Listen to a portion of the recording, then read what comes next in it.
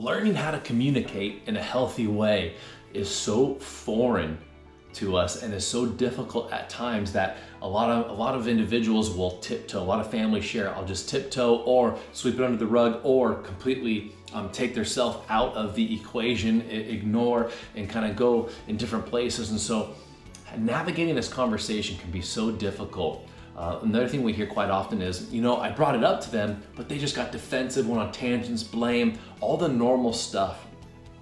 And remember, when I share this information, it isn't to get them off the hook or give permission to, it's to help understand so I can try different avenues, different ways to reach my loved one.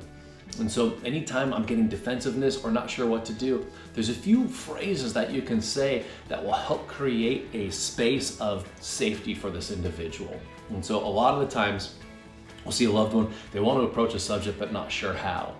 Even just by doing that, by acknowledging, I call it external processing, just by saying, hey, there's a difficult conversation that we need to have and I don't even know how to go about it. I'm coming from a place of love and concern, and I want to find out what we can do together to be able to sit down and to have this conversation. Are you open to having this type of conversation? It's amazing just by processing out loud of, I don't even know how to tackle this, but something seems to be going on. I want you to know I love you and I'm here for you. Are you willing to share openly with me? It's these types of examples that, it's like there's no guideline of how to do what to do, but it's so simple and it's there. And when we think about it and we have it illustrated and modeled to us, so many times we get the, oh my gosh, why didn't I think of that? Well, it's because it's not secondary nature. Human nature is to confront in a negative way or retreat. And so sitting in this tension or uncomfortableness, it's incredible. Now, once I have that discussion, when it gets to that second part, here's another way to explore some of this. If you see the defensiveness coming up or the blame of being able to sit down and say, I want to know how I can share my observations with you and you not feel attacked, or whatever they are saying of you're blaming me. I want to know how I can share my observations with you and that there's no judgment, it's a safe place, but you not feel I'm blaming you. It is incredible. It's a question.